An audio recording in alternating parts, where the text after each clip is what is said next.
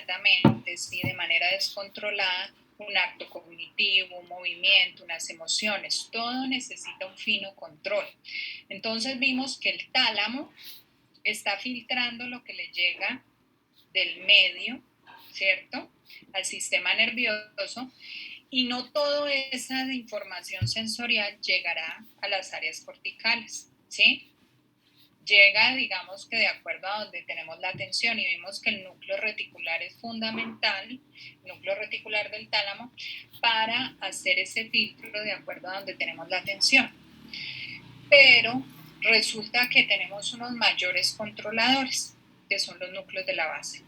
Si ustedes se dan cuenta también, todas las proyecciones de la corteza son excitatorias, son glutamatérgicas. Todas las corticocorticales o las corticales de proyección a núcleos subcorticales también son excitatorias. Todos esos axones que salen por la sustancia blanca subcortical son de neuronas piramidales grandes, medianas, ¿sí? Pequeñas. Entonces todo eso es glutamato, pero no todo puede ser excitación, porque entonces, como les repito, sería un descontrol. Necesitamos inhibición, necesitamos la inhibición para que todo sea preciso. Y allí entran todos los núcleos que tenemos que sintetizan GABA. Entonces el cerebelo es fundamental, los núcleos de la base, vieron que el núcleo reticular del tálamo es GABAérgico. Ahora vamos a ver cómo es que los núcleos de la base de alguna manera activan e inactivan los núcleos talámicos. ¿Para qué? Para que ellos manden más o manden menos información a la corteza. Es decir, que el filtro talámico está siendo regulado por los núcleos de la base. ¿Cómo lo va a hacer? Vamos a ver una vía que la enciende y otra vía que apaga la actividad talámica.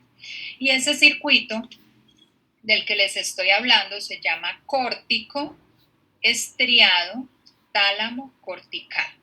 ¿De qué lámina cortical sale? Los escucho. ¿De la quinta? La lámina 5. De la lámina 5 salen las proyecciones. ¿Con qué neurotransmisor? Con glutamato. Glutamato. Llega a los núcleos de la base, estriado, por eso se llama así, córtico estriado. Y las neuronas, el 95% de las neuronas de los núcleos de la base son inhibitorias, ¿sí? Entonces, córtico, estriado, tálamo, entonces vamos a ver dos vías. Una vía que me activa el tálamo y otra vía que me lo inhibe. Y de eso va a depender esta proyección tálamo cortical. Entonces, no siempre los núcleos talámicos que vimos mandarán información a la corteza. Eso también va a depender de si el núcleo talámico, los núcleos de la base están inhibiendo al tálamo o lo están dejando desinhibido para que él ahora sí se proyecte hacia la corteza. ¿Hasta ahí estamos claros en el circuito? Sí, profe. ¿Cómo será que neurotransmisor tiene esta proyección hacia el tálamo? GABA. Exacto. Entonces, ¿qué vamos a hacer en la clase? Primero vamos a ver qué son los núcleos de la base, dónde están ubicados, la anatomía, ¿sí? Cuáles son los límites y vamos a ver de dónde provienen. Luego vamos a ver el tipo de neuronas y lo último que veremos son las conexiones, que quizás lo más importante, ¿sí? ¿Cómo es que este circuito córtico estriado tálamo cortical funciona en la regulación del tálamo? ¿Listo? ¿Hasta ahí alguna pregunta?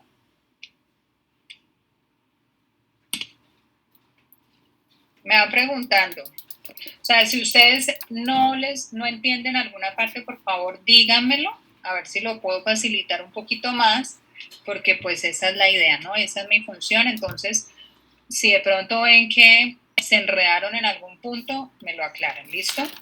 Entonces, ¿dónde están los núcleos de la base? Están inmersos en la sustancia blanca subcortical, siempre rodeando el sistema ventricular. Entonces, ¿cuáles son las estructuras que hacen parte de los núcleos de la base? Caudado, putamen, pálido, accumbens, y ahí estamos incluyendo los dos pálidos, ¿sí? Esos que acabo de nombrar son derivados de la vesícula telencefálica. Ahí les estoy hablando de la embriología que ustedes vieron, ¿sí? Recuerden, la primera vesícula, que es el prosencéfalo, en la siguiente fase se divide en dos, en telencéfalo y en diencéfalo. Aquí estamos hablando que estos núcleos son derivados del telencéfalo y rodean a los ventrículos laterales, pero ojo, tenemos varias estructuras de otros derivados que funcionalmente se conectan con los núcleos de la base y por eso los incluimos. ¿Cuáles? El subtálamo, ¿sí? Entonces miren que eso también va a implicar cuáles son las características de las neuronas del subtálamo. El subtálamo es un derivado encefálico y las neuronas son glutamatérgicas. Es el único que tiene esas neuronas así. Y vamos a tener la sustancia negra reticulata, que está en el mesencéfalo, ¿sí? Y también la compacta. La reticulata va a ser la homóloga a la sustancia, al pálido interno, ¿listo? Es como si, ahora vamos a ver que la función es muy parecida, por no decir igual. Lo que pasa es que está relacionada con otras funciones, ¿listo? Y la sustancia negra compacta nos va a ayudar a regular las neuronas que están en los núcleos de la base y esto nos va a generar una función, ¿listo? Aquí ustedes ven una gráfica dentro de un corte coronal. Lo más anterior que ustedes ven es el caudado y el putamen. Clásicamente se le ha llamado estriado al caudado y al putamen. La unión anterior del caudado y el putamen, ahí está el núcleo accumbens. Es el único sitio donde lo encontraremos, es bastante anterior. ¿Y por qué se le llama al putamen y al caudado estriado? Porque ellos dos forman unos puentes, ¿sí?, de sustancia gris, y entre esos puentes se interdigita la sustancia blanca, es decir, la cápsula interna, tanto en el brazo anterior como en el posterior. Entonces, por esas características es que se le llama estriado, y de hecho vamos a ver que los núcleos, todas estas neuronas que lo conforman, están en unos estriosomas, y lo más externo, la matriz extracelular, se llama matrizomas, y eso corresponde a una tinción colinérgica que en algún tiempo se hizo en los núcleos de la base. Entonces los dividen como en bolitas. Estos son las bolitas con neuronas y por acá las bolitas con sustancia blanca y matriz extracelular, y por eso se le llama así. Isabela.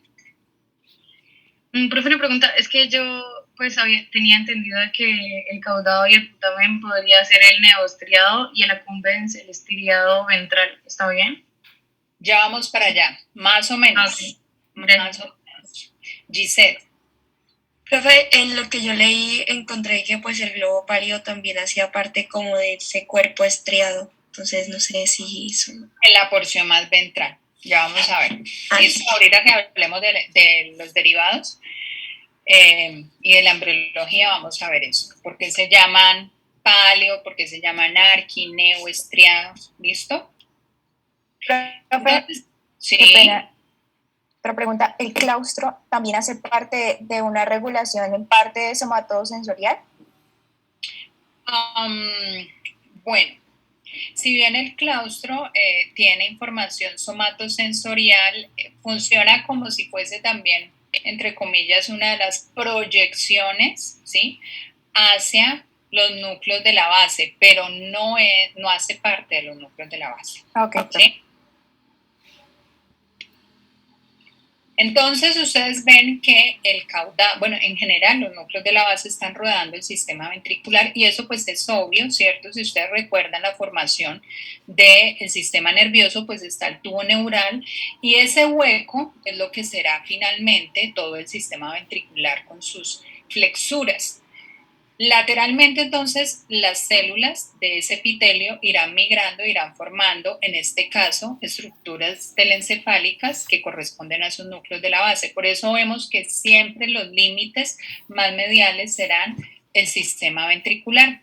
En esta imagen ustedes ven un corte un poco más posterior donde empiezan a ver el tálamo. Entonces recuerden que el tálamo lateralmente está en contacto con la cápsula interna en el brazo posterior. Aquí ustedes ven el pulvinar y ven los núcleos geniculados lateral y medial. ¿Sí? Esto es simplemente para que ustedes traten de ubicarse, ¿sí? Si ustedes ven los tálamos, ven el brazo posterior de la cápsula interna, desde luego van a ver el tercer ventrículo porque ya es una estructura diencefálica. Y un poco más posterior y hacia abajo encontraremos el subtálamo.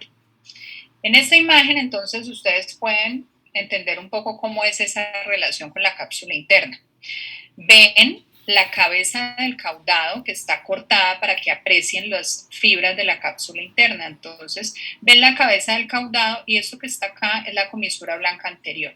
Antes de la comisura blanca anterior es donde ustedes ven la unión del caudado y el putamen en su porción más ventral, entonces estará la cumbens. ¿Qué hay medialmente? A la cabeza del caudado. Recuerden que la cabeza del caudado limita, ¿cierto?, con el piso y la porción lateral de los ventrículos laterales en su cuerno y cuerpo, el cuerno anterior y el cuerpo. Ahora ustedes ven los brazos, el brazo anterior de la cápsula interna que lo está dividiendo del núcleo lenticular. ¿Por qué se llama núcleo lenticular al putamen y a los dos pálidos? Por la forma que tiene. Solo ese nombre acude a la forma, que es una forma de lentejita que ustedes ven acá. Acá ven el pálido interno, las láminas interna y externa que dividen los pálidos y el pálido externo del putamen.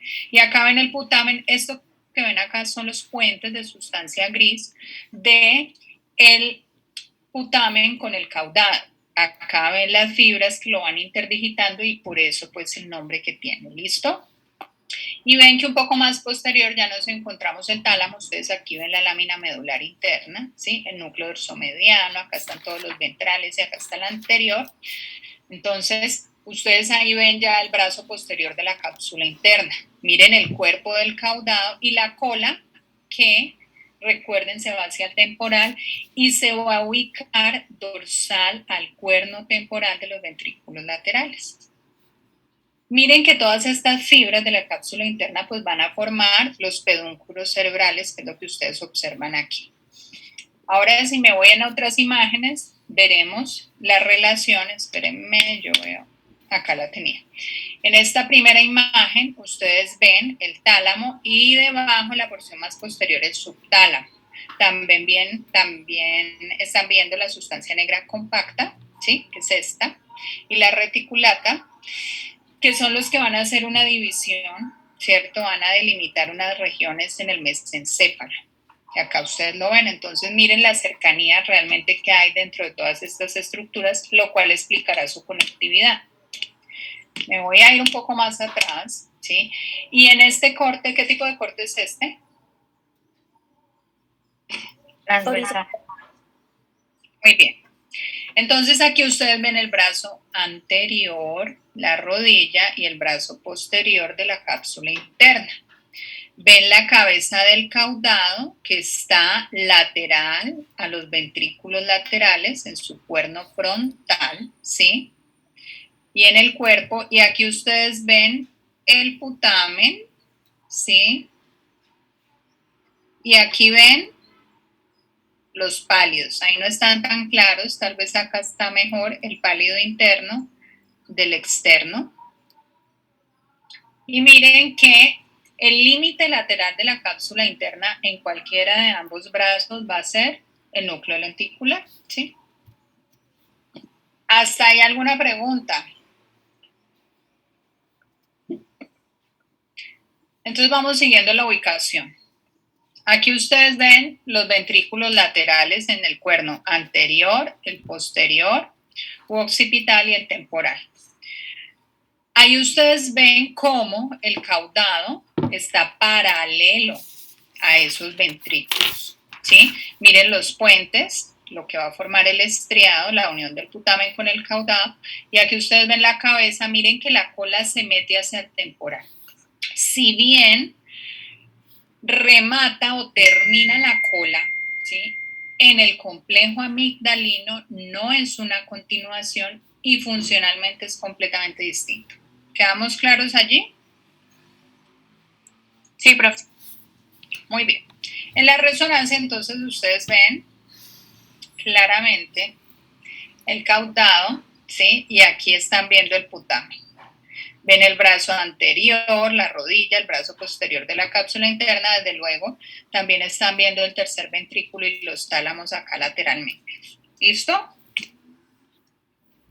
Este corte, lo que les está mostrando es el accumbens. Miren que el corte está bien ventral.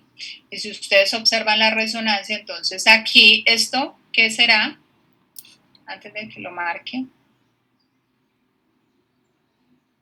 Comisura blanca anterior. Muy bien, la comisura blanca anterior, es decir que acá ustedes tienen a la accumbens y acá lateralmente tienen a el putamen, ¿sí?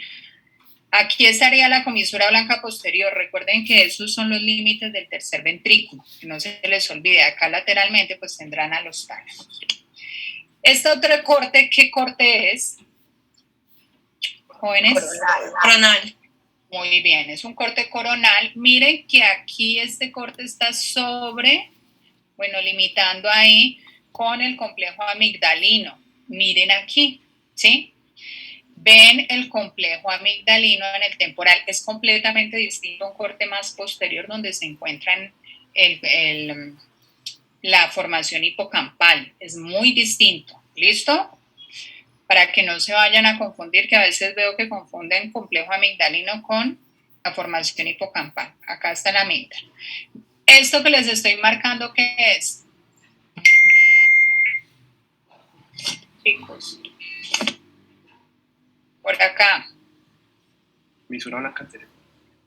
Muy bien. Comisura blanca anterior. Este es el brazo anterior de la cápsula interna y sé que es el brazo anterior porque no hay tálamo y tampoco se ve. El tercer ventrículo apenas va a iniciar, ¿sí? Entonces acá ustedes ven la cabeza del caudado y aquí ven el putamen con los pálidos.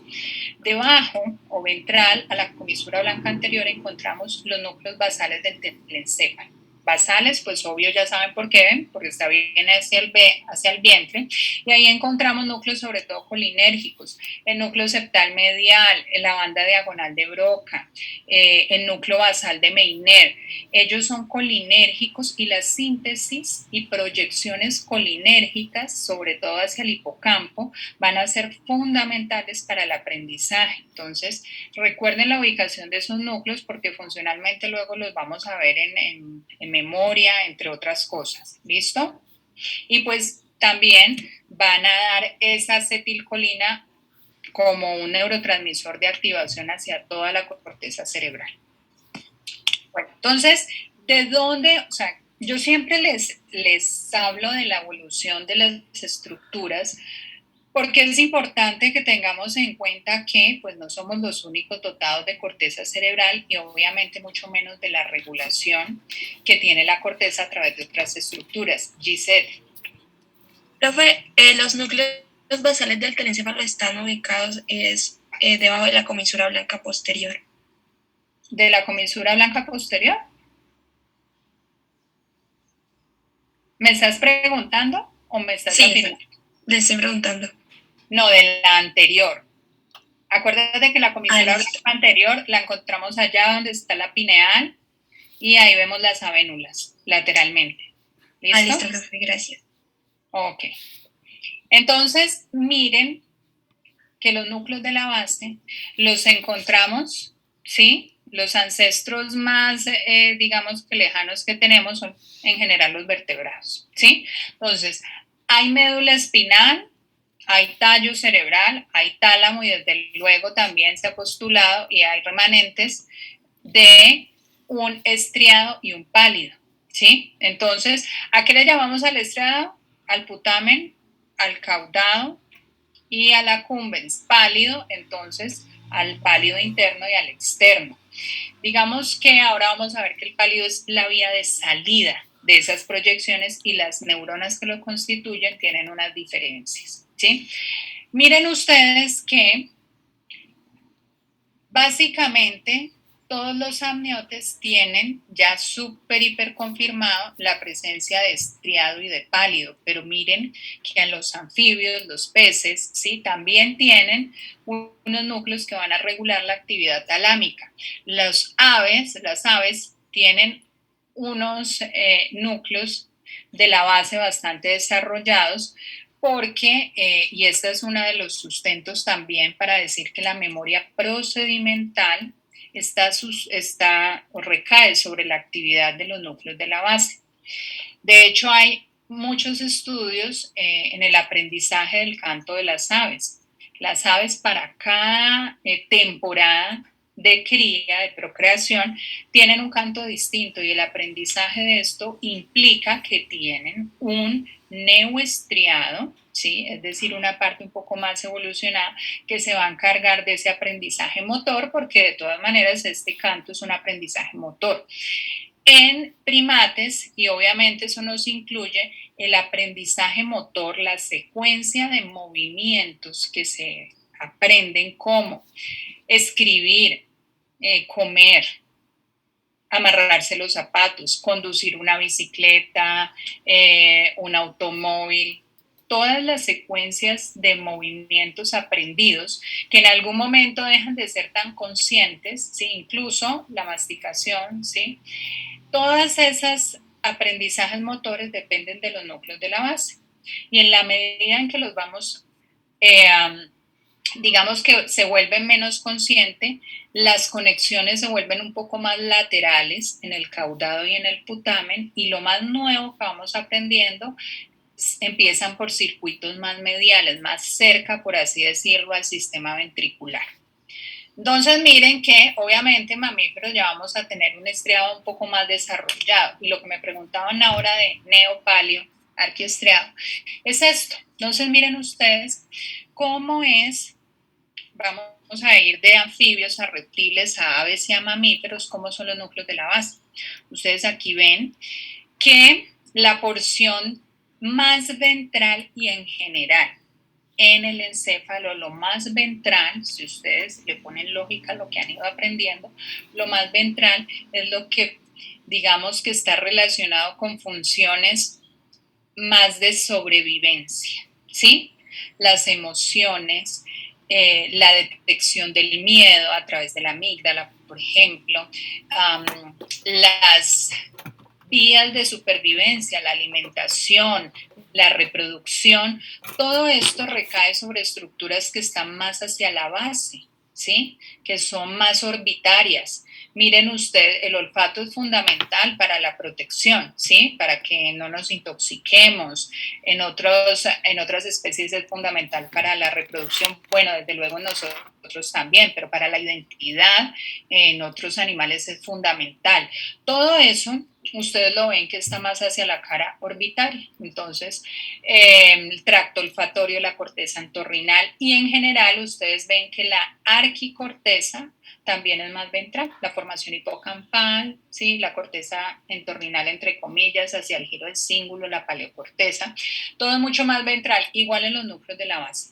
La porción más ventral de los núcleos de la base, que es el estriado ventral, ¿sí? Ahí incluimos a la cumbens, es lo más antiguo filogenéticamente hablando. Y miren las proporciones en anfibios del arquiestriado, de lo más ventral, al neoestriado, que es el mismo estriado dorsal. Entonces miren que a la medida en que nos vamos haciendo más dorsales en la corteza, tenemos funciones un poco más desarrolladas.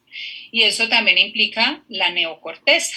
Aquí es igual, las porciones más dorsales del estriado, en el caudado, en el putamen, es lo que llamaremos el neoestriado, ¿sí? Es lo que ustedes ven aquí en el verde esmeralda.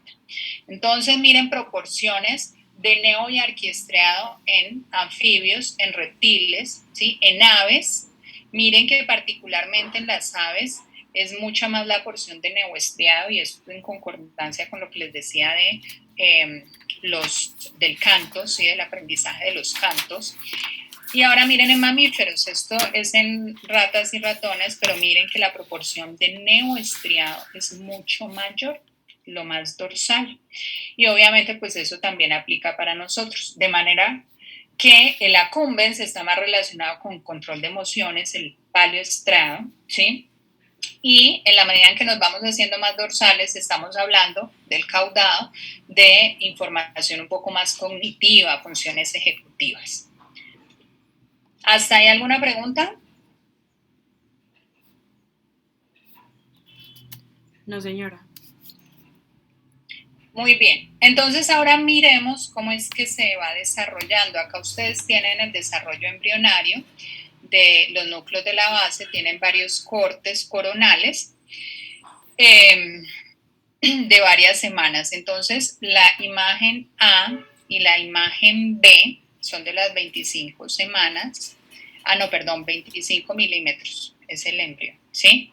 Ya les digo, este es el periodo más temprano, y la E y la F, estas últimas, sí son de las 12 semanas de gestación, ¿sí? Entonces miren ustedes que lo que hay inicialmente es un tubo, ¿sí? Un tubo súper delgadito. Ese es el proceso de neurulación, se forma el tubo, se cierra arriba y abajo, ¿sí? Los dos extremos se terminan cerrando. Y luego lo que tenemos es una invaginación en la porción más cefálica. Esa invaginación está dada por la lámina terminal. Los inductores de la lámina terminal permiten que el mesodermo se invagine y forme lo que será la hoz del cerebro. Eso es fundamental para generar los hemisferios. Si no se desarrolla, entonces tenemos uno solo, que será una holoprosencefalia, ¿sí?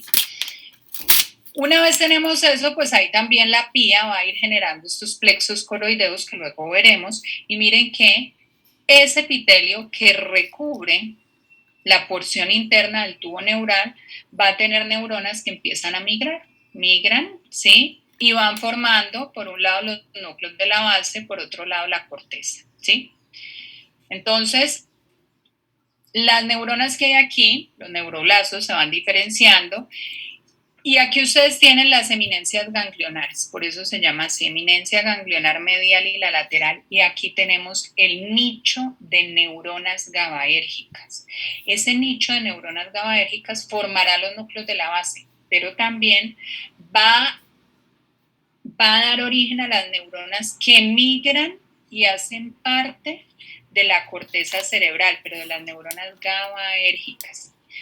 El profe Carlos en corticogénesis les enseña cómo es esa migración. ¿Qué migración tienen las neuronas GABAérgicas hacia la corteza?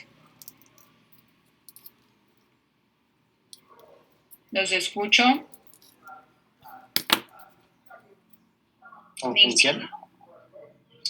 Exactamente. Muy bien, Juan Camilo. Hacen una migración tangencial. ¿Qué es tangencial? Se los voy a explicar acá en la última que tiene. Mejor. Es que estas neuronas de las eminencias ganglionares van migrando por acá, ¿sí? Y cuando llegan al área donde se ubicarán, descienden y se forman como en columnitas alrededor de la piramidal. Eso es una migración tangencial. En cambio, las piramidales migran directamente de aquí y se van así, ascienden de esta manera, y esta migración se llama migración radial. Ahí el paréntesis de lo de corteza, ¿no?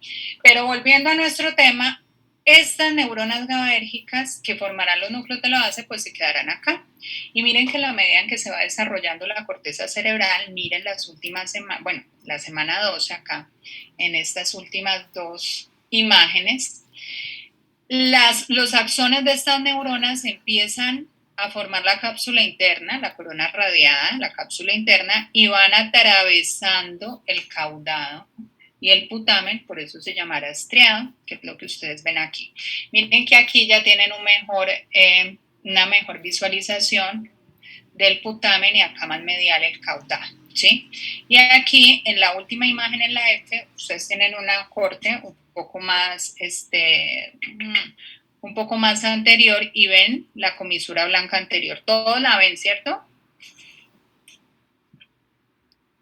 ¿Sí? Sí. Entonces, miren que en la semana 12 de desarrollo ya tenemos núcleos de la base, ya tenemos la mayoría de comisuras y desde luego la corteza cerebral. Esto que tienen acá ustedes es una resonancia a las 22 y a las 35 semanas de desarrollo, y ustedes en la primera obviamente no hay mucha resolución, ven el sistema ventricular y por acá alcanzan a ver lo que será el caudal, ¿sí? En esta imagen de la derecha tenemos más resolución, ustedes ven septum pellucidum y los pilares anteriores del fornix, acá ven el caudado y hacia esta región entonces se encontrarán el putamen y los pálidos. Miren que acá la cisura lateral o de Silvio no se ve tan claramente, aquí ya está perfectamente formada, ¿sí? Incluso también ven algo de todo el sistema pues, ventricular. En esta imagen ustedes ven ese tubo, ¿sí? Entonces miren cómo en una vista lateral ustedes ven, este es el bulbo olfatorio y acá tienen las células que están formando esos núcleos de la base. Aquí ustedes tienen dos cortes coronales y en estos dos cortes coronales ven, ¿sí? El caudado y el putamen y acá están las fibras del pálido dividiéndoles.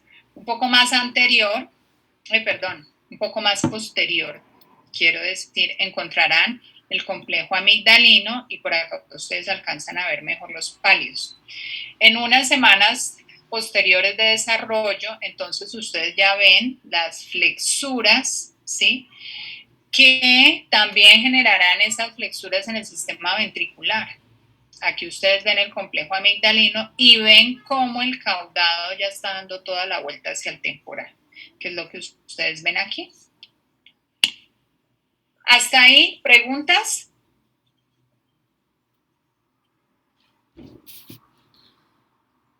Hasta ahí tenemos lo más sencillo. Entonces, ahora vamos a ir a lo más complicado, que tampoco es tan complicado. Las células de los núcleos de la base. Entonces, si vamos a hablar de conexiones, tenemos que hablar de cuáles son las neuronas que hay allí. Les decía que para que haya una correcta control del tálamo y desde luego de la corteza, pues necesitamos inhibición. Eso implica que los núcleos de la base, como también lo explica el desarrollo embrionario, están formados por neuronas GABAérgicas. El 95% de las neuronas de los núcleos de la base son espinosas medianas. El otro 5% también son interneuronas. Aquí no tenemos, entre comillas, hasta el momento no se han demostrado, neuronas que sintetizan glutamato. Aquí o sintetizan GABA o sintetizan otra monoamina. ¿Listo? Pero en teoría no tenemos. Lo que sí hay es proyecciones de la corteza o del tálamo que tengan glutamato, pero como tal neuronas, no, somas neuronales no. El 95% de los somas entonces está dado por este tipo de interneurona que se llama espinosa mediana. Se llama así porque tiene espinas dendríticas. Entonces miren que esta es otra excepción a la regla. Casi todas las que tienen espinas son excitatorias. Aquí tienen una que tiene espinas, pero es inhibitoria. ¿Listo? Entonces tenemos las espinosas medianas. ¿Listo? Mírenlas acá, más o menos tienen unas 20 micras de diámetro el soma, ¿sí? Algunas tienen un axón muy corto, otras tienen un axón muy largo, depende de los circuitos. Entonces, espinosas medianas, que ustedes las ven aquí. En la imagen de la derecha ustedes tienen los matrizomas y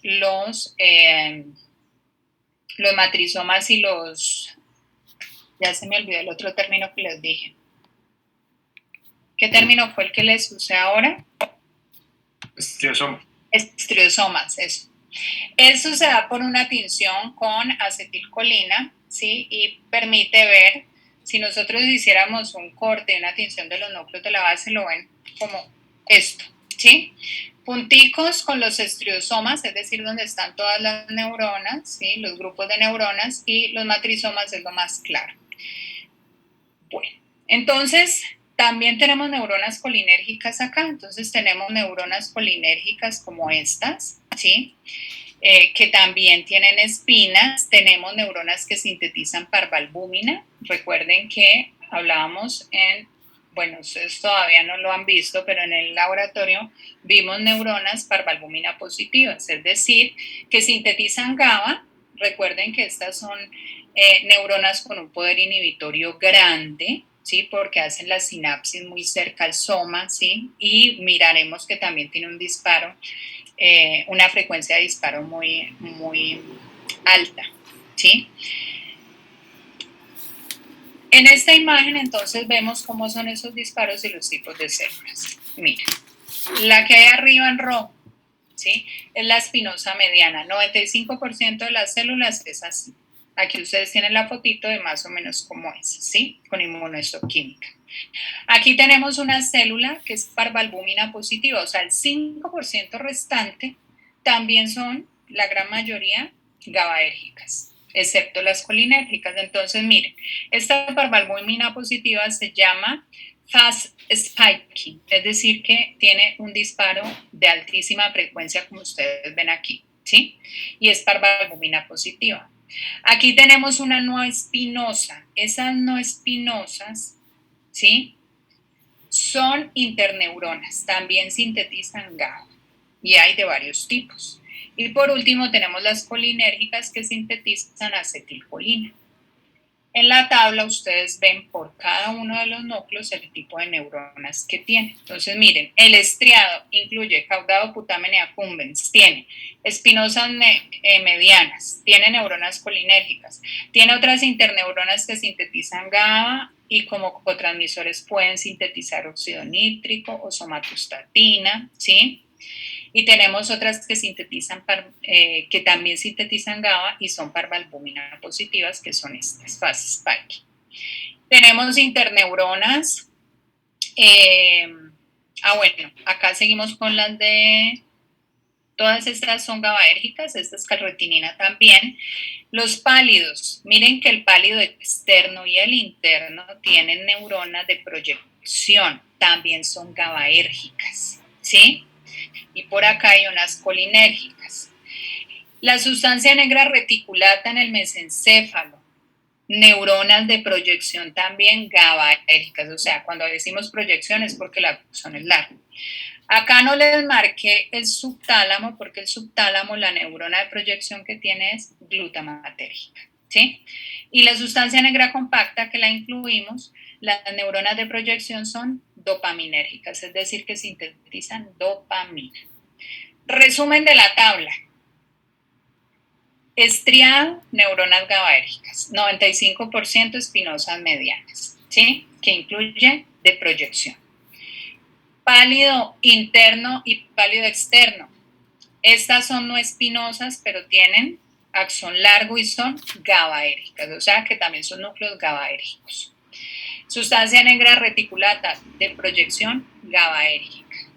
Subtálamo, el único glutamatérgico, y sustancia negra compacta, dopamina. ¿Hasta ahí todos claros? ¿O hay preguntas?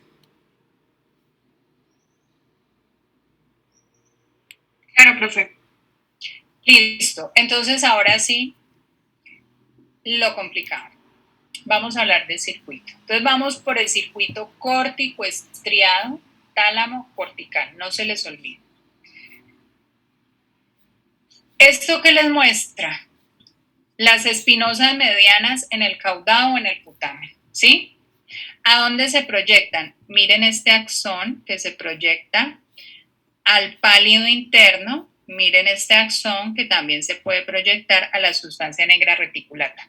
Eso implica que podemos decir que el pálido interno y la sustancia negra reticulata son homólogos en la función. Ya vamos a ver cuáles son los blancos de esa sustancia negra reticulata. ¿Listo?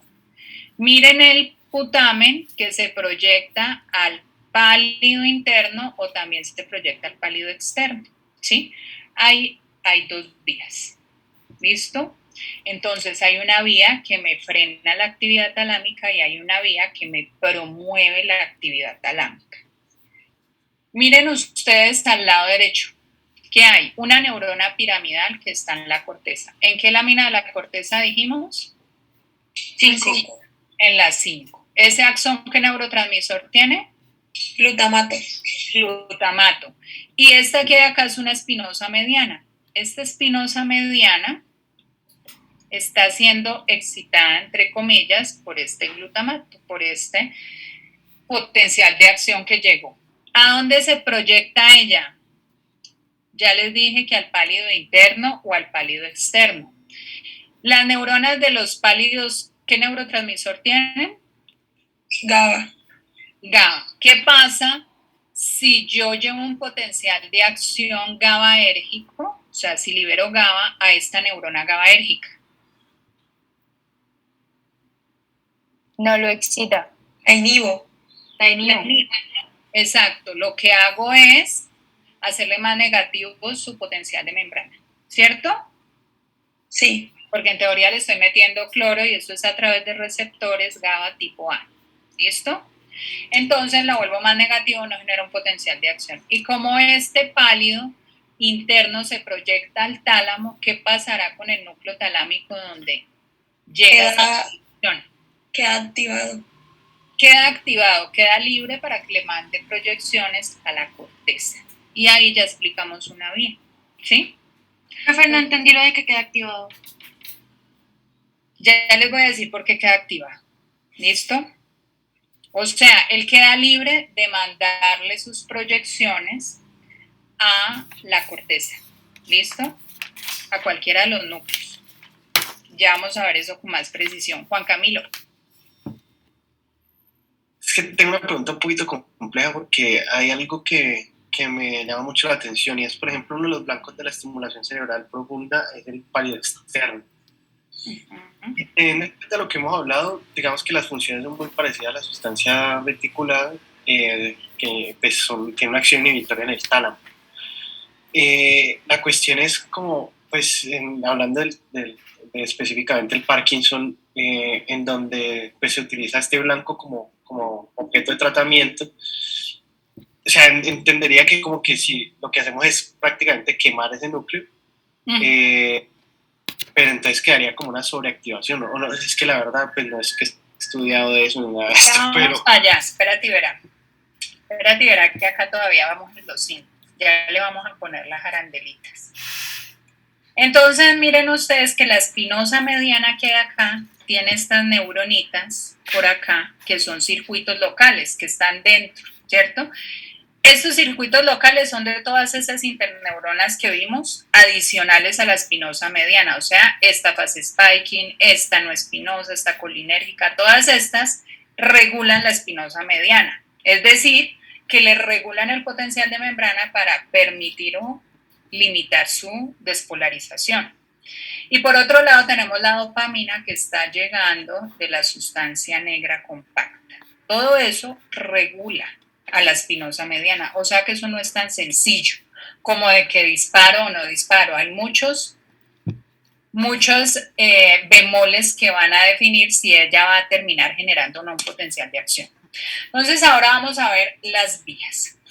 Vamos a empezar con la directa que ya la dijimos, ¿cierto? Entonces, la directa es entre comillas la más sencilla. La corteza se proyecta al estriado, putamen, caudado, accumbens. ¿Con qué neurotransmisor? Glutamato, ¿sí o qué? Es glutamato. ¿Eso cuándo ocurre? Ojo que eso no ocurre todo el tiempo, ¿sí? Eso ocurre cuando, ejemplo, voy a iniciar un plan motor, ¿sí? Esto es una actividad cognitiva. Emociones, en fin. Igual esto nunca es un cero. ¿Por qué? Pues porque siempre hay actividad, por más inmóviles que estemos, pues hay algún acto motor así sea el parpadeo. Entonces, todo eso implica que hay una ligera activación, ¿cierto? Entonces, la corteza, no siempre, ¿sí? O no toda la corteza, entre comillas, se va a proyectar en esa unidad de tiempo al estriado. Entonces, ese es el paréntesis. Pero bueno, entonces miremoslo de manera sencilla. La corteza de la lámina 5, las neuronas córtico-estriatales, se despolarizaron. Voy a iniciar un plan motor. Lo voy a poner acá solo con una vía motora. ¿sí? Entonces, lo que les decía a sus compañeros del otro grupo, voy a empezar a caminar. Estoy acá quietica. Entonces, estoy quietica. Las neuronas para mis piernas, que se proyectan a mis piernas, en teoría, pues en teoría, no estarían generando un potencial de acción, ¿cierto? En teoría, porque igual hay un tono muscular allí. Pero imagínenlo como el caminar o no caminar. Entonces, está inhibido el núcleo ventral anterior y ventral lateral del tálamo, o por lo menos la porción que se proyecta en mi homúnculo motor a mis piernas. ¿Listo? ¿Hasta ahí todos claros? Si mis piernas están quietas, entonces esos dos núcleos, entre comillas, en esa proyección a la corteza estaría bloqueada. Ahora voy a empezar a caminar, me voy a parar y voy a caminar. Entonces ya hay un plan motor. ¿Qué áreas corticales se proyectarían? La 6, la 4, la 24, ¿cierto? Acá no les incluyo ni en los movimientos oculares ni el parpadeo, dejémoslo hasta ahí. La lámina 5 de estas áreas se va a proyectar entonces al estría, ¿sí? Específicamente, pues la que estará relacionada con que yo mueva los pies, o sea que no va a ser toda el área motora, ¿sí? Ni la premotora, unas porciones. ¿A qué núcleo del estriado se proyectarán? ¿Al putamen? Putamen. ¿Sí? Parte del caudado también, pero sobre todo al putamen. Ahí llega información también de la lámina 3, del área 312, porque recuerden que la información sensorial es la retroalimentación para el acto motor. Entonces, información sensoriomotora. Llega al putamen. El putamen tiene espinosas medianas, ¿sí? Entonces, acá les voy a dibujar solo una espinosa mediana, por acá, ¿sí? Entonces, esta espinosa mediana recibe este potencial de acción. Eliminen el resto de neurotransmisores que pueden llegarle a ella. Digamos que ese potencial de acción fue lo suficientemente fuerte y ella va al excitarse y va a liberar ¿qué neurotransmisor? GABA. GABA. ¿A quién se lo libera? Al globo Pálido interno. interno y sustancia negra reticular. Exacto. ¿Por qué acá metemos a la sustancia negra reticulata? Porque es que en el tallo cerebral hay varios núcleos motores. Por ejemplo, el núcleo pedunculopontino, que está muy relacionado con los movimientos palpebrales, ¿cierto? Y los movimientos de los ojos. Entonces, esas proyecciones allí son fundamentales. Entonces, por eso, y también hay otros núcleos motores. Por eso, entonces, esta proyección también hacia la sustancia negra reticulata, que es como el símil, ¿sí? De Profe, el pálido. es Sí, que claro. yo me confundo, o sea, la sustancia negra reticulata es la misma que estamos hablando que va a liberar dopamina, No, ¿no? no, esa es la compacta. Voy a volver acá para No, ya me acordé, profe. pero sí verá. Aquí, eso lo van a ver en la próxima clase en mesencéfalo. Ven los pedúnculos cerebrales, ¿sí? Que es la continuación de esa cápsula interna. Ustedes ven acá una división.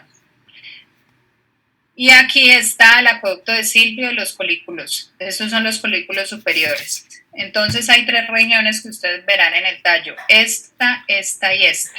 La división del tegmento, que es el de la mitad, con los pedúnculos, está por esta sustancia. Aquí está la sustancia negra compacta, la reticulata, y por acá está la BTA, que también el área tegmental ventral, que manda dopamina, pero a la accumbens para los circuitos de recompensa, que eso no se lo dije a sus otros compañeros. Esto es para los circuitos de recompensa y esto está más relacionado con función del putamen y del caudado. Ahí es donde está. ¿Listo? Entonces la reticulata sintetiza GABA, porque es como si fuera un pálido interno, y la compacta, dopamina. ¿Listo? Sí, que dijiste que era homólogo. Sí, profe, ya me acordé. Ok.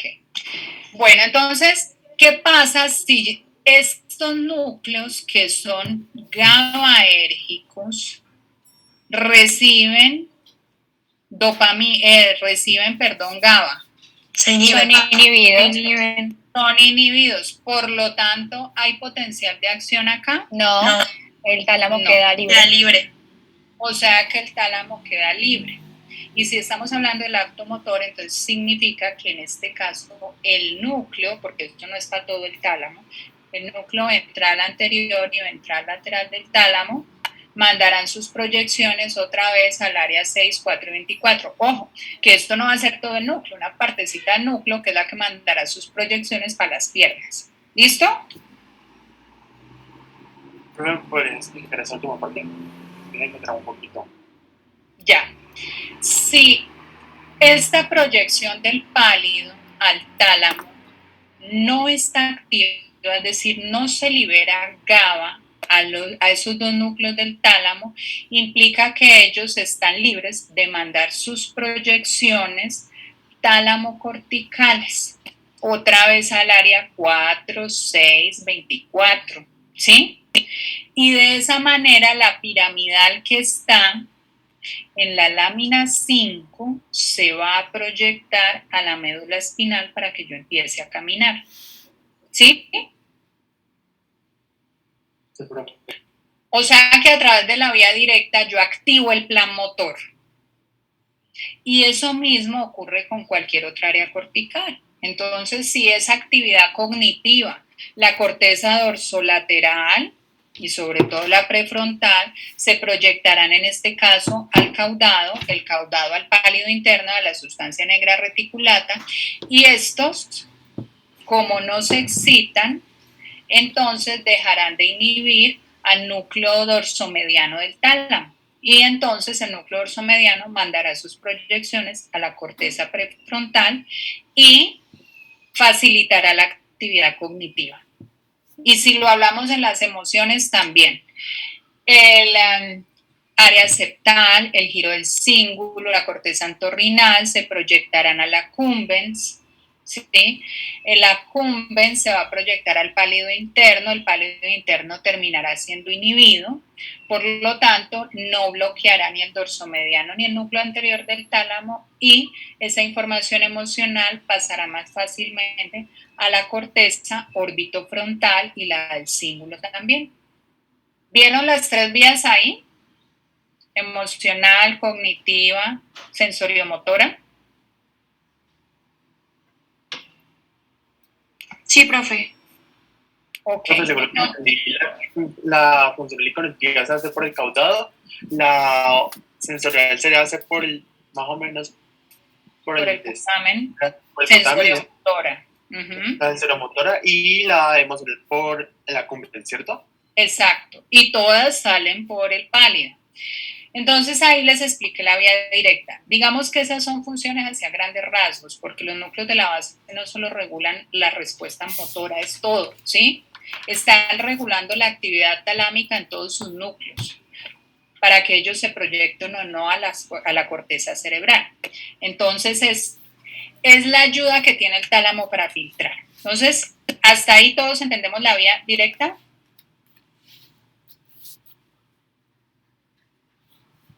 Sí. Bueno, miren que la sustancia negra reticulata es la que luego se proyectará, bueno, hacia el tálamo y luego hacia el tallo cerebral. Ahora vamos a ver la vía indirecta, que ahí necesito que paren más bola. Entonces, ¿cómo es la vía indirecta? Vamos por la misma proyección de la información motora, ¿cierto? ¿Qué es lo que pasa antes de que yo inicie el acto motor? Primero se los planteo así, antes. Estoy acá quietica con mis piernas en una sola posición y no he empezado a caminar. No hay plan motor, entre comillas. Esta proyección de la corteza llega también al putamen, a una espinosa mediana. Esta espinosa mediana es distinta a la otra, porque hace parte de otra vía. Entonces, la vía que les expliqué es la directa, esta es la indirecta. Entonces, viene por acá, pero entonces ella no va a ir directamente al pálido interno, sino que antes pasa por el pálido externo. Entonces, ¿qué neurotransmisor libera el pálido externo? GABA. GABA. El pálido externo tiene un disparo, ojo con lo que les voy a decir. Los pálidos, tanto el externo como el interno, disparan tónicamente, es decir, que funcionan como marcapasos, ¿sí? Esas neuronitas siempre están disparando. Ojo con lo que les digo. Y ya van a ver por qué es importante que siempre esté disparando, ¿sí?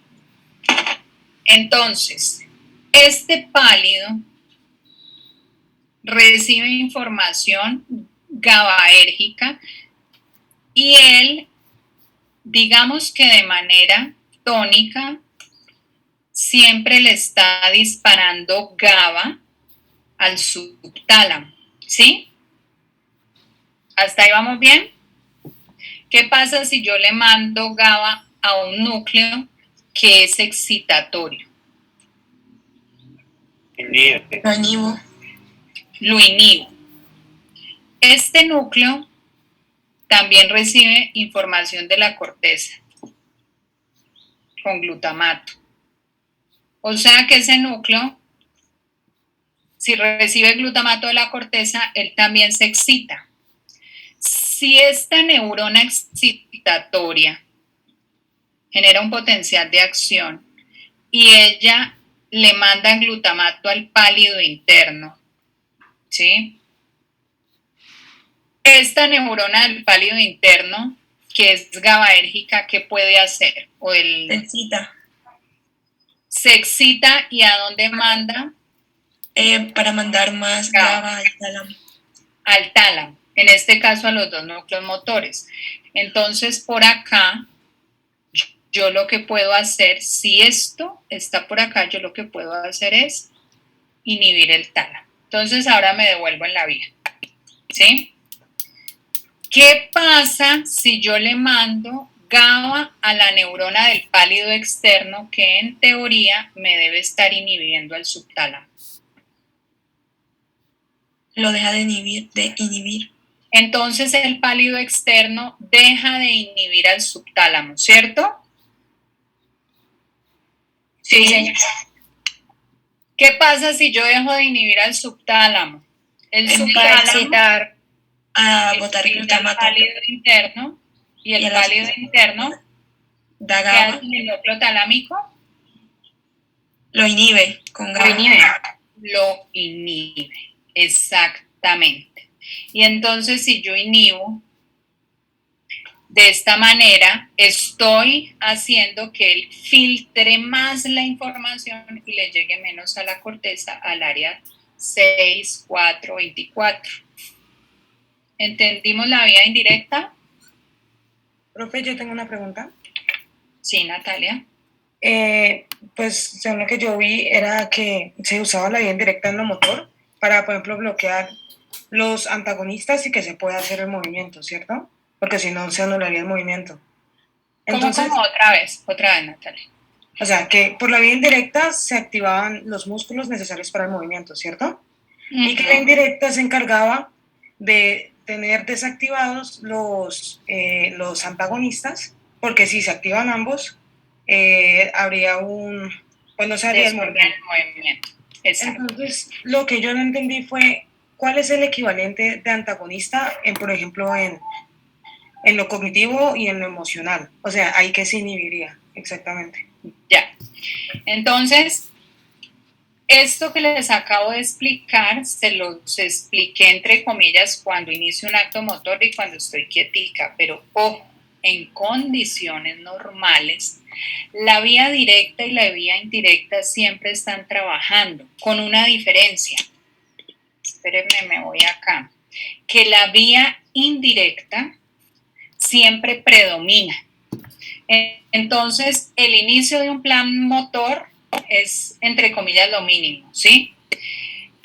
La actividad cognitiva, la regulación emocional, el que se generen estos pensamientos o estas emociones es, entre comillas, el paréntesis dentro de una gran inhibición, porque en condiciones normales tenemos mucha más inhibición de los núcleos talámicos, de lo contrario sería una locura, ¿sí?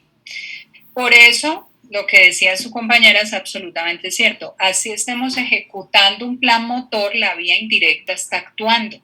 ¿Por qué? Porque necesitamos inhibir ciertos músculos para que el movimiento sea perfecto. Entonces, si yo quiero agarrar este lapicero, ¿sí?, y llegar a él rápidamente, con toda la precisión o moverlo entre mis dedos, necesito la acción de músculos agonistas y necesito la acción de músculos antagonistas y también necesito que otros estén inhibidos, que no estén generando contracción. Entonces, para que esto se dé de esa manera tan coordinada, necesito la vía indirecta y la directa y la indirecta actuando simultáneamente. Hasta ahí en la información motora. La información cognitiva y emocional es exactamente igual porque no puedo tener esa gran cantidad de el flujo de ideas. Entonces, ¿yo qué hago, por ejemplo, con la corteza orbitofrontal absolutamente activada y la dorsolateral? No puedo tomar una decisión. Entonces, para la toma de decisiones, la acción de la vía directa y la indirecta es fundamental. Por ejemplo, para que no me domine la emoción y no termine tomando una decisión por eso. Obviamente, siempre va a haber algo de emoción en cualquier acto cognitivo, pero el valor de esa emoción está de alguna manera muy tuneada, muy finamente pues regulada, de manera que no domine en algún caso esa emoción, ¿sí? Entonces, ¿por qué yo no arranco a llorar en este momento o a correr o a gritar? Porque estoy modulando. ¿Y cómo estoy modulando eso? Bueno, la información que llega del tálamo, del núcleo anterior, del dorso mediano a mi corteza, orbitofrontal, la lateral, la medial, no está activando todas mis áreas corticales, ¿sí? Y por eso es que yo puedo regular esa información. En un paciente, por ejemplo, esquizofrénico, tengo activación de muchas áreas corticales simultáneamente y eso va a generar pues un flujo de información absolutamente alto que también lo van a ver, digamos que en las expresiones, en el lenguaje, ¿sí? Pueden tener muchas ideas simultáneamente, entonces eso es una falta de filtro hacia la corteza prefrontal. ¿Sí, más o menos? Sí, profe. O sea que siempre estamos inhibidos y cuando tenemos un pensamiento o una emoción, está actuando la directa. Pero exactamente.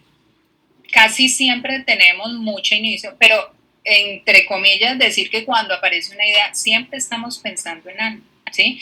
Siempre hay un acto motor, por mínimo que sea, así sea el parpadeo, ¿sí? Siempre hay una emoción asociada, no podemos decir que estamos en la nada, ¿sí? Entonces, obviamente vamos a tener un predominio de la vía indirecta, pero la vía directa siempre va a estar allí.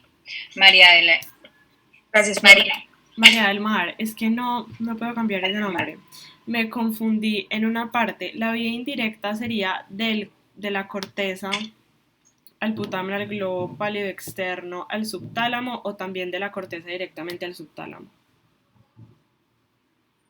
No, lo que pasa es que la corteza saca la proyección de la corteza al subtálamo de las dos vías, ¿sí? Listo. El subtálamo siempre va a estar recibiendo la corteza, ¿sí? Independientemente de la vía. Y precisamente esa proyección al subtálamo va a ser muy importante para que predomine la inhibición en nosotros, ¿sí?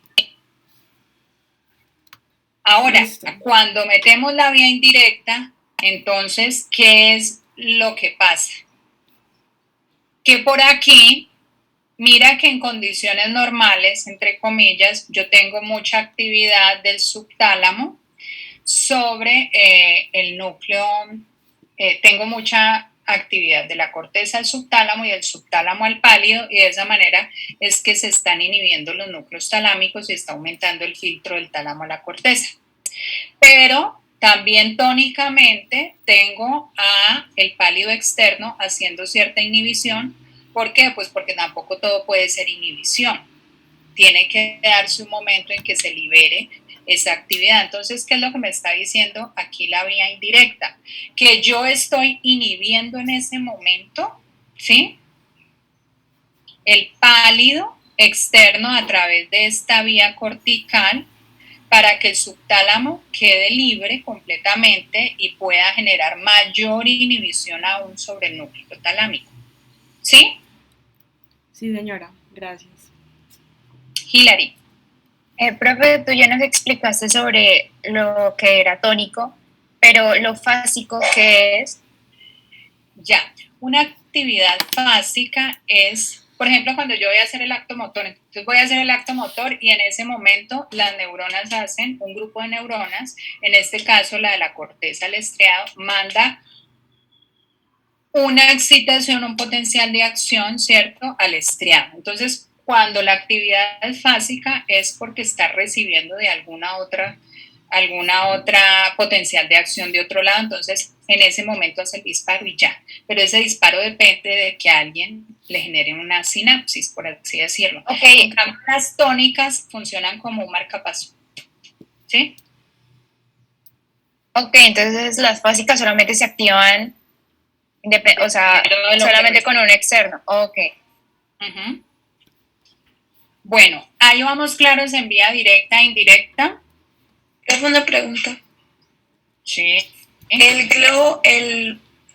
glóbulo pálido externo, allí él está enviando GABA al núcleo subtalámico. Ajá.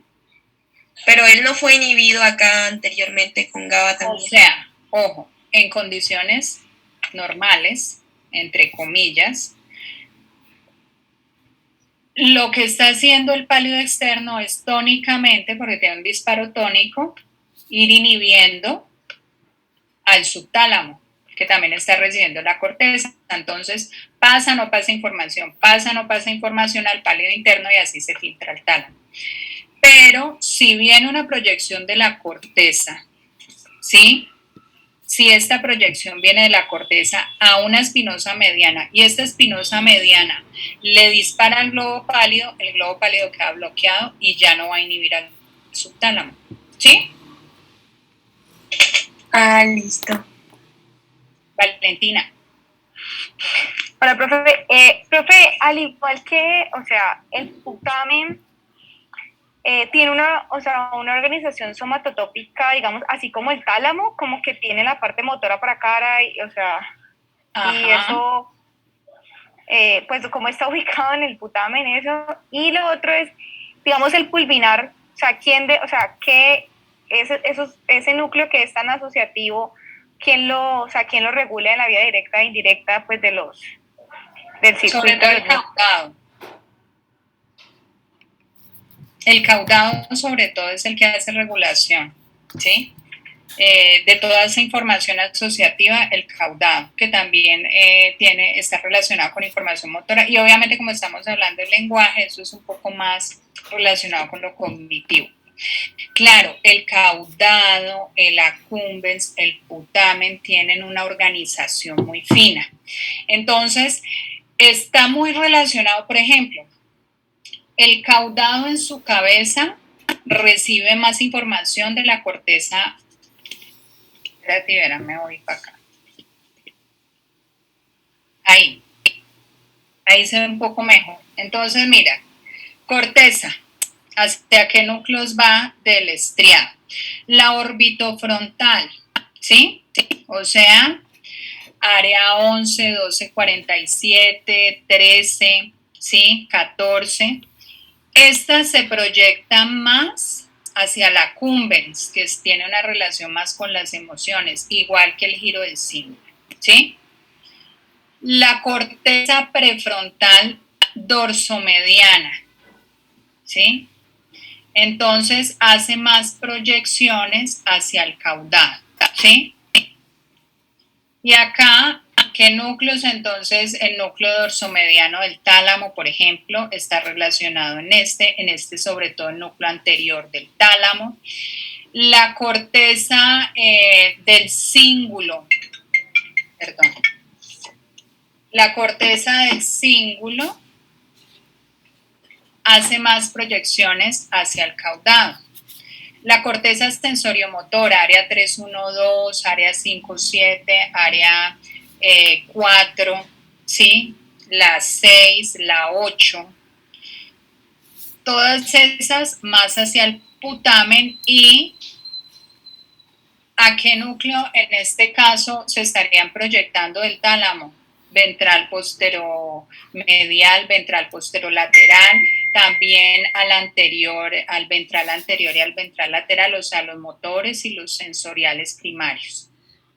Y así sucesivamente. Entonces, claro, en estas regiones del caudado, la cabeza del caudado recibirá más de las cortezas prefrontales, ¿sí? La parte un poquito más sensorial, área 312 también hace proyecciones al caudado y, como les dije, al putamen, pero la orientación de las fibras también va correspondiente como hacia los sectores que circundan cada una de las estructuras. Mira que el accumbens, que es más ventral, recibe precisamente de las áreas más orbitarias. Pero acá sí hay, o sea, no podemos hacer el homúnculo así como tal cual en cada una de las porciones, pero sí hay una relación con cada una de las fibras. ¿Sí, más o menos? ¿Valentina? Sí, profe. Y tengo otra pregunta, pero es con respecto a la sustancia negra. Ah, no, espérate que ya vaya. ¿A la compacta? Listo. Sí, doctora. No, entonces espérate un momentico. Luis Felipe. Pero es que yo tengo dos preguntas. Lo que quería saber era que si la disgrafía sería indirecta o directa y los movimientos corédicos, no estoy seguro, la verdad, es un poco como si es directa o indirecta. Bueno, ahora vamos a ir al final, espero que alcancemos, y si alcanzamos, para que miremos más o menos lo que vieron en las películas. ¿Listo? Y en el documental, para que vean más o menos qué es lo que sucede acá. Entonces, bueno, otra pregunta. ¿El caudado a qué núcleo basal tiene como más proyecciones? El caudado es un núcleo de la base. Perdón. Sí, qué pena. Sí, ya, me confundí. Ya.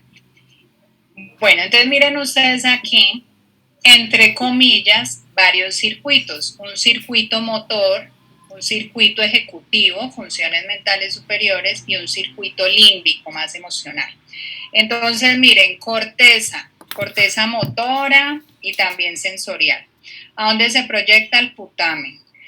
Pálido, ¿qué porción del pálido? Que era lo que me preguntaba Valentina. Entonces, la porción más lateral del pálido, ¿sí? Entonces, pálido interno.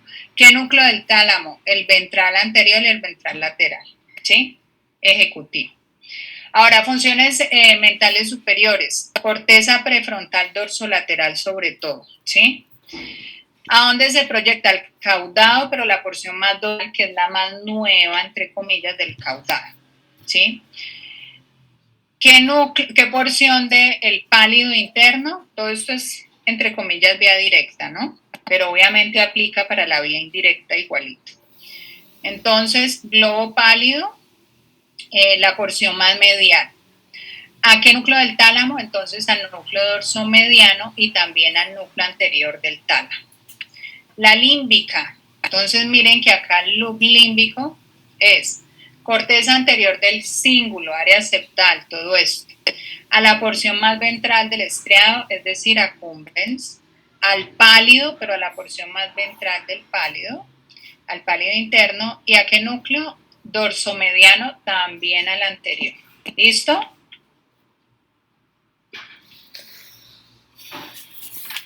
¿Hasta ahí claro, chicos? Sí, profe. Bueno, entonces miren ustedes aquí la vía directa y la indirecta para que lo vean gráficamente.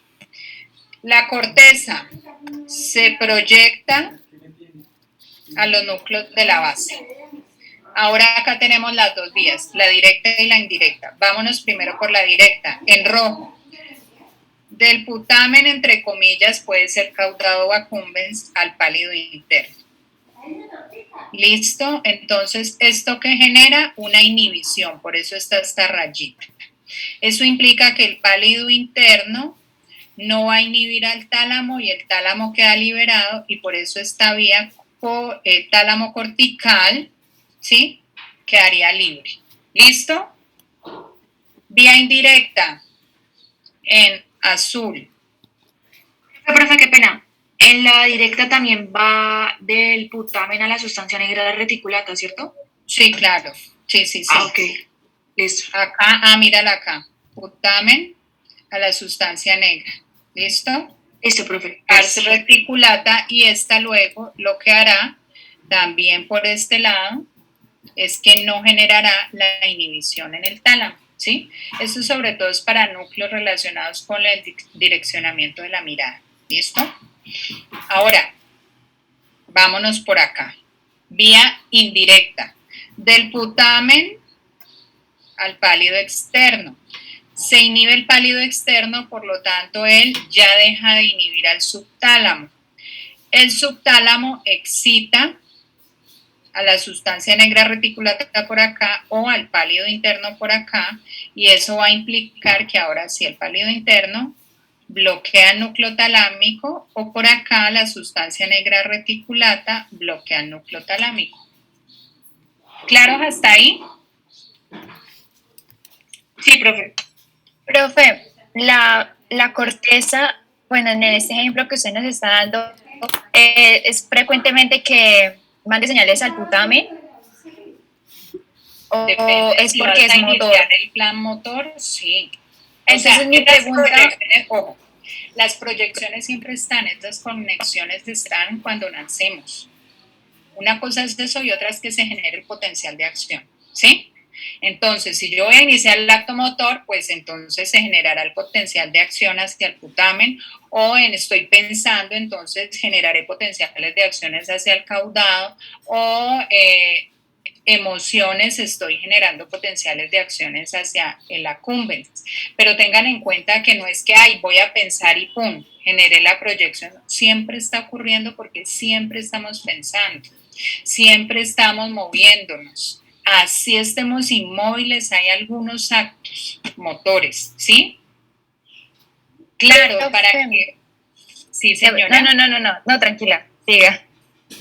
Entonces, lo que les decía, para que se genere, o sea, y las emociones siempre estamos modulando emociones, entonces la vía directa y la indirecta siempre están actuando simultáneamente, siempre. Obviamente va a predominar la inhibición. ¿Por qué? Porque necesitamos de la modulación de toda la información, depende de qué tanto esté inhibiendo. Entonces eso es como una balanza, un yin y un yang. Si inhibo mucho, entonces puede pasar lo que ustedes vieron, un Parkinson, ¿cierto? Ahora vamos a ver qué papel tiene la dopamina allí. Entonces, estoy inhibiendo mucho y es lo que ustedes vieron, el paciente con Parkinson, ustedes ahí vieron uno con un parkinsonismo, tiene una bradicinesia, ¿cierto? O sea, que va a iniciar el plan motor y le cuesta. No es lo que ustedes ven que es el temblor, ¿ya? Eso es secundario, ya vamos a ver por dónde es que puede estar explicado. Pero no es el todo. ¿Qué es lo que presenta ese paciente? Va a iniciar el acto motor y le cuesta, los músculos están más rígidos, están aumentados de tono, ¿sí? El acto cognitivo también está limitado porque hay demasiada inhibición en esos núcleos talámicos y por consecuencia la corteza, ¿sí? Las emociones, es un paciente que le cuesta expresar emociones y hay unas fases que son de jugador de póker que son como planas, es decir, el afecto es muy plano, ¿sí? Entonces miren que acá tengo digamos que exceso de inhibición. Ahora vámonos para el otro lado. No existen los núcleos de la base, entonces no hay regulación, no hay inhibición. Se dañaron. ¿Por qué se dañaron? Una enfermedad autoinmune, por ejemplo, o una patología que termine matando las espinosas medianas, como ustedes vieron en la Corea de Huntington. Entonces, ¿qué pasa si no hay espinosas medianas que me generen esa inhibición? Todo se libera, el tálamo queda liberado. Es decir, que empieza a pasar mucho la corteza. Entonces, el paciente ya no puede ejecutar un acto motor tan preciso, sino que el movimiento se descompone. y termina haciendo de todo para llegar, por ejemplo, al lapicero y está quieto y se generan movimientos. ¿Por qué? Porque no puede generar inhibición en la corteza motora. ¿Sí?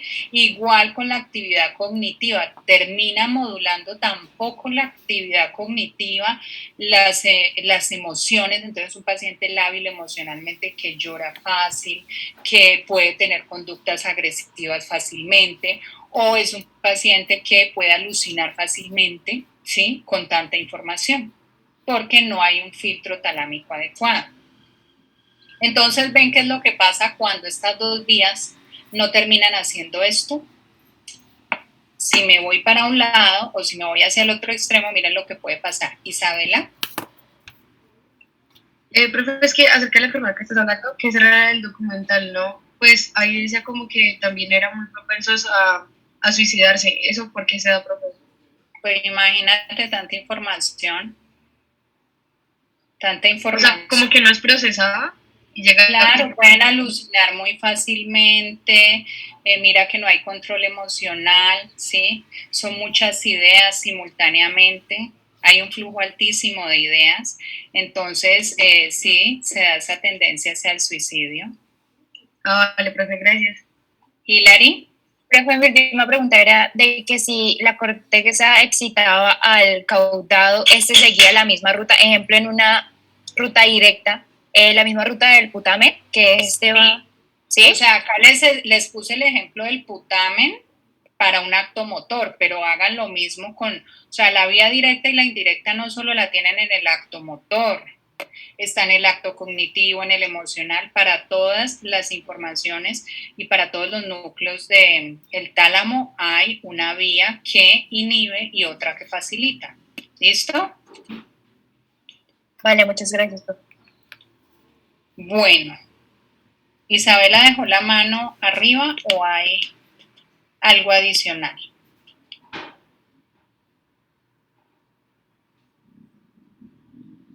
Bueno, entonces miren ustedes que acá tengo una modulación entre comillas de la vía directa y la indirecta y esto es lo que hay normalmente, ¿sí?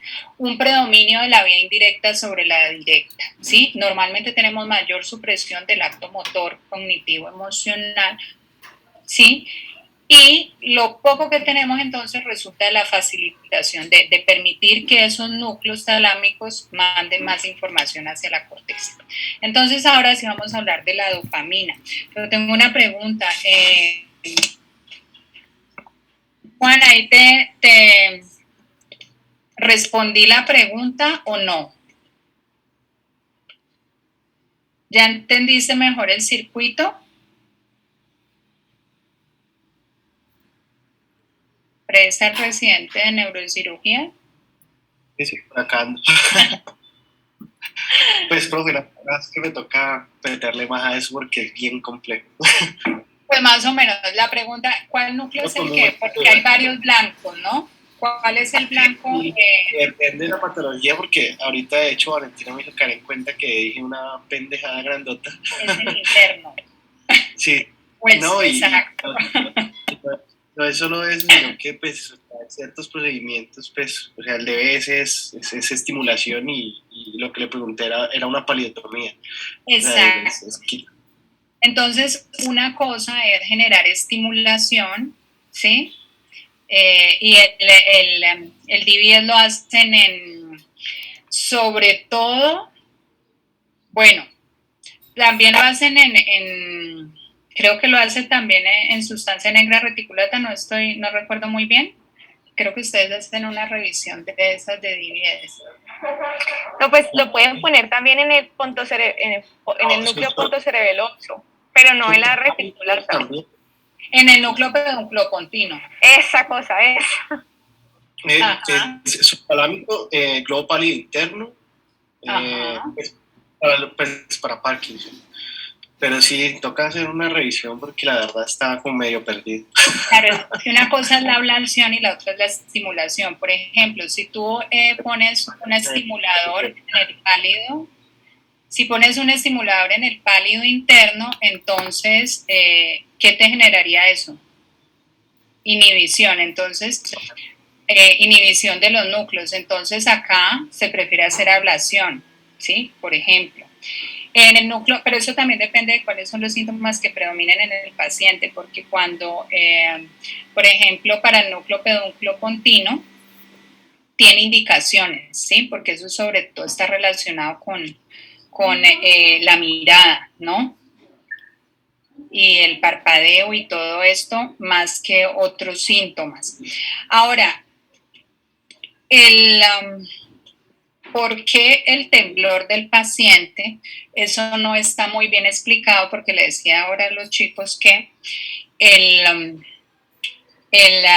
temblor que presenta el paciente con Parkinson no significa que yo tenga un exceso de movimiento, ¿sí? Porque de hecho el paciente con Parkinson es todo lo contrario, tiene mucha limitación para iniciar y terminar el acto motor. Entonces, los núcleos de la base son fundamentales para el inicio, el sostenimiento, ¿sí? El mantenimiento y la terminación del acto motor. Miren que en condiciones normales tengo más inhibición y ahí aplíquenlo a lo cognitivo y a lo emocional. Aquí ustedes tienen una espinosa mediana en rojo y miren que la espinosa mediana está recibiendo dos proyecciones glutamatérgicas. Una de la corteza, que son las fibras córtico-estriatales, y la otra del tálamo, porque el tálamo, esos mismos núcleos se proyectan a los núcleos de la base. Esto es lo excitatorio que llega. Ahora, ¿de qué depende que se excite o no? Aquí tenemos unos circuitos internos que dependen de GABA, tenemos estas no espinosas que son GABAérgicas, estas parvalbúmina que también son GABAérgicas y tenemos acetilcolina, ¿sí?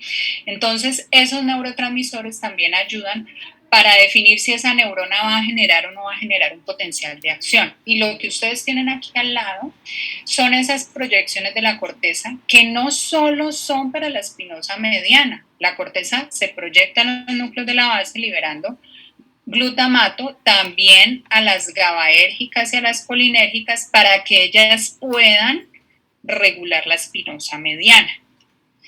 Ahora a esto le vamos a poner un bemol y es la dopamina, ¿sí? Entonces, espérenme yo que están preguntando acá. Bueno. Entonces, aquí vamos a tener la entrada de dopamina de la sustancia negra compacta. Esta vía se llama la vía nigroestriatal. Entonces, la sustancia negra compacta del mesencéfalo manda dopamina al putamen, al caudado y a la cumbens, al estriado. Lo manda a todas las espinosas medianas, por ende las espinosas medianas tienen receptores dopaminérgicos. Yo sé que ustedes leyeron dopamina porque yo los había puesto a leer y los tipos de receptores.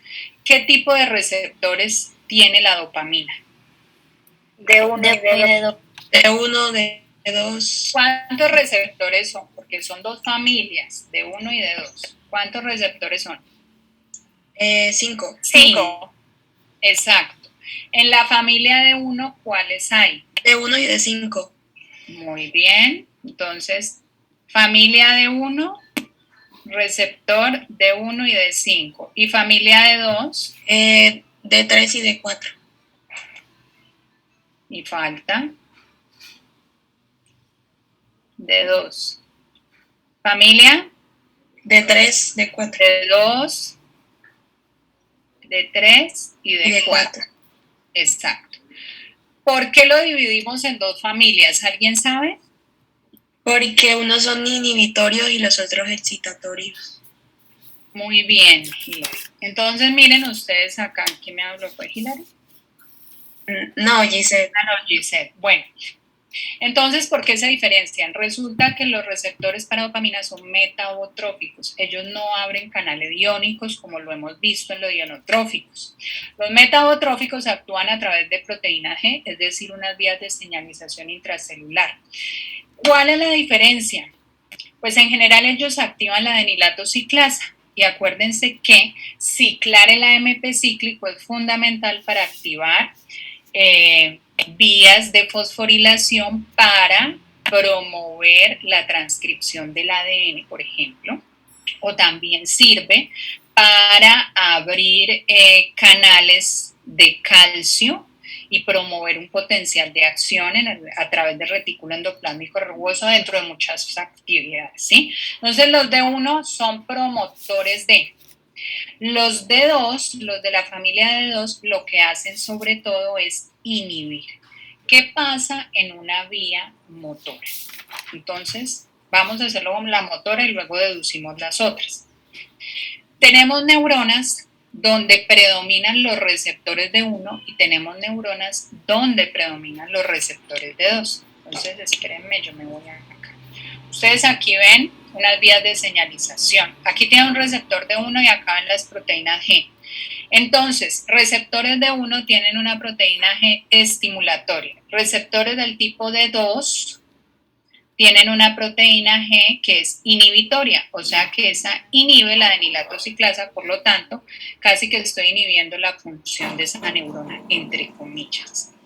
Entonces, miren que por acá actúa activando el AMP cíclico, una quinasa, ¿sí? Una proteinquinasa que luego va a activar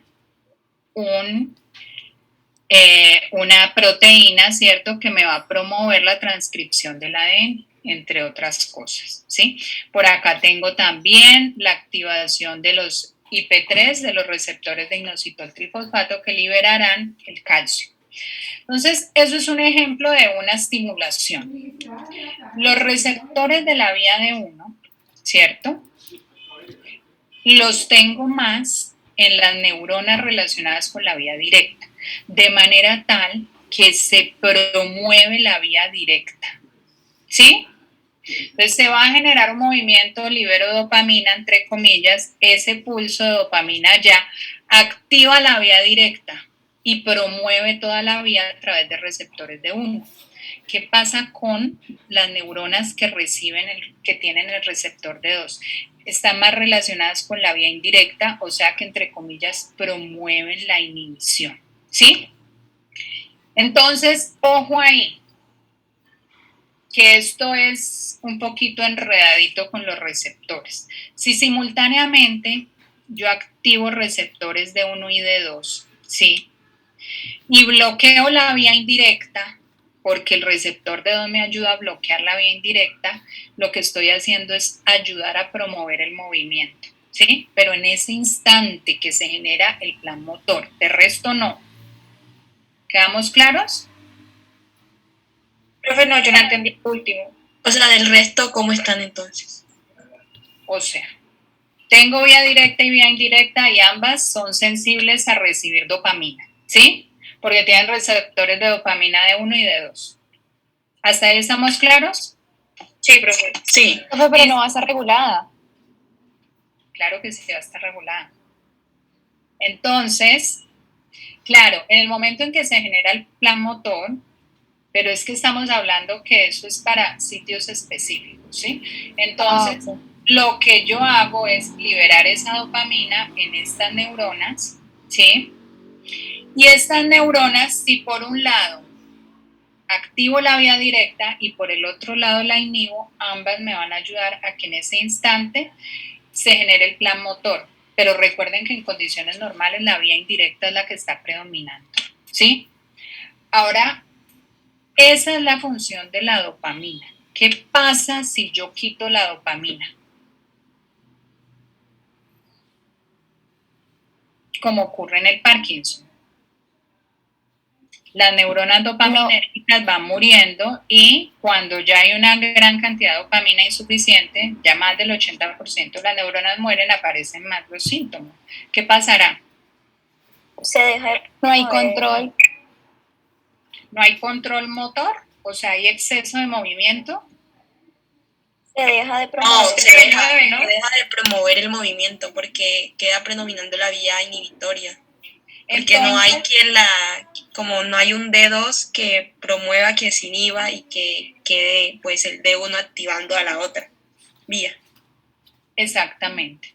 Entonces lo que aquí tenemos es que ya no se facilita, pónganlo en el movimiento, pero repliquen eso mismo en el acto cognitivo, en las emociones, obviamente en el Parkinson, digamos que la parte motora es la más llamativa, pero también hay signos y síntomas de carácter emocional, de carácter cognitivo, sobre todo en personas que son muy académicas, eso es bastante importante, ¿sí? Se nota más esa diferencia. Entonces, miren ustedes que la dopamina es fundamental para promover, ¿sí?, la liberación de esos núcleos talámicos a través de las dos vías. Si yo quito la dopamina, termina la vía indirecta predominando en todo. ¿Listo? ¿Estamos claros hasta ahí o no?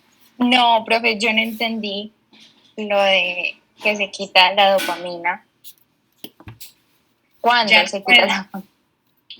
Cuando se mueren las neuronas. No, sí, o sea, a lo que me refiero es lo que se proyecta cuando se quita la dopamina. O sea, cuando tú vas a generar, nosotros tenemos un pulso de dopamina, no tenemos dopamina constantemente allí llegando a los núcleos de la base, bueno, en condiciones normales. Lo que tenemos son potenciales de acciones que me estimulan la sustancia negra compacta para que me libere la dopamina en los núcleos de la base cuando se va a promover un acto motor o el acto cognitivo o el emocional, aplíquenlo en todos los núcleos. En las emociones, sobre todo, es la dopamina de la sustancia de la BTA, del área tegmental ventral, que es fundamental en los circuitos de recompensa, ¿sí? Pero entonces, si no hay, entre comillas, ese acto motor, ¿sí?, pues yo no voy a tener el pulso de dopamina ya, estimulando a esos receptores. Por lo tanto, la vía indirecta está predominando. Está libre y está inhibiendo los núcleos talámicos, ¿sí? Ok, profe. ¿Para todos está clara la función de receptores tipo de 1 o de 2? ¿Chicos? Profesor, ¿la que la dopamina funciona como un disparo tónico o no? Exactamente. Bueno, tónico no. Fásico. Básico. Exacto. Okay. Porque va a depender de la estimulación que ellos tengan. Hay varios núcleos que van a generar estimulación en las neuronas dopaminérgicas para que mande allá, ¿sí?, esa dopamina. Ahora, ¿qué pasa si, como ustedes vieron en una corea de Huntington, ¿sí?, tengo, ¿qué es lo que pasa allí en la corea? Rápidamente. Movimientos involuntarios. Exacto, entonces se dan movimientos involuntarios, pero ¿por qué pasa? Ahí se los explicaban en el documental. Valentina. Hola, profe. No, profe, es que aquí quería hacer la pregunta que tenía ahorita. Ajá, y era sí. que, bueno, yo sé que a las neuronas estrelladas como al cuello de ellas llegan las proyecciones de dopamina, pero también llegan las de acetilcolina de las interneuronas. Entonces, mi pregunta es que, o sea, yo hoy en día no he podido entender qué pasa con la acetilcolina cuando la dopamina deja de estar. Ya. O sea, entonces, aquí, eso es lo último que les quería mostrar, estas son las dos vías. Y en esta imagen, perdón, ¿ves? Estas son las proyecciones corticales o talámicas con glutamato. Aquí tienes una interneurona colinérgica y aquí estarían, entre comillas, esas espinosas medianas y estas son las terminales dopaminérgicas. Entonces, si no hay dopamina, esta acetilcolina está siendo liberada porque estas proyecciones corticales hacen sinapsis en las interneuronas colinérgicas, liberando esta acetilcolina, la espinosa mediana. Parece ser que los receptores, o sea, que los receptores que son estos, ¿sí?, de acetilcolina, M tipo 1, que son muscarínicos tipo 1, están más relacionados con el temblor que tiene el paciente, ¿sí? parece ser, eso todavía no está muy bien explicado, pero algo que, digamos, ha soportado esa teoría es la respuesta para los endocannabinoides. Los derivados de los endocannabinoides, el tetrahidrocannabinodiol, ¿sí?, que es la molécula activa de la cannabis, se ha encontrado, nosotros tenemos receptores CB1 y CB2 para la cannabis, ¿sí? Entonces, para ese tetrahidrocannabinodiol. Entonces, ¿qué pasa acá? Parece ser que cuando se da esta molécula, los receptores, aquí tenemos unos receptores presinápticos de glutamato en estas terminales, son presinápticos, y parece que lo que hacen es inhibir o regular la liberación del glutamato sobre las neuronas, en este caso la espinosa mediana. Pero por otro lado, también se ha encontrado que ese receptor, que también actúa sobre las células colinérgicas, acá también hay receptores de adenosina, ¿sí?, que inhiben la liberación de acetilcolina de la neurona colinérgica. Entonces, parece que este mecanismo también se ha encontrado como, y es una de las respuestas al cannabis que se ha visto, que disminuye, pues a la molécula activa realmente, que disminuye un poco más el temblor en los pacientes. Entonces, la acción de la acetilcolina sobre la espinosa mediana, sobre todo cuando hablamos de la vía directa, parece que sí, pues más que facilitar el movimiento, podría ser responsable de ese temblor, pero pues eso, como te digo, tampoco está tan claramente explicado. Ah, ok, ya. Pero, profe, esto no, o sea, esa acetilcolina solamente sería de las interneuronas del estriado y no tiene nada que ver con la acetilcolina que secreta el pedúnculo pontino. Ah, pero es que eso es distinto. Porque es que el núcleo pedúnculo-pontino también se incluye dentro de los blancos. Entonces, una cosa es ese y otra es las proyecciones de la sustancia negra reticulata al pedúnculo-pontino. Bueno, al tálamo, y también ahí tenemos el núcleo pedúnculo-pontino, que eso está más relacionado con los movimientos oculares, ¿no? Ah, ok, ya, entiendo. Entonces, por acá yo tenía, antes de que se nos corte, creo que nos quedará un minuto. Aquí ustedes tienen la conexión de la sustancia negra reticulata, ¿sí?, y la proyección al núcleo pedúnculo pontino y al folículo superior, que es fundamental para la mirada, ¿no? ¿Sí? Y acá están las proyecciones al núcleo talámico. Entonces, digamos que allí la proyección, esta sustancia negra reticulata, no estaría siendo inhibida, entre comillas, bueno, en este caso, a ver, yo te explico mejor esta parte. Si no tengo esa dopamina, en este caso, por ejemplo, el putamen y el caudado para el direccionamiento de la mirada, entonces la vía indirecta predominaría allí, ¿cierto? Inhibiendo el tálamo, y por acá entonces lo que tendría es inhibición del tálamo y también encontraría más inhibición del núcleo pedúnculo pontino y del folículo superior. No se estaría facilitando la sinapsis acá, que también tiene neuronas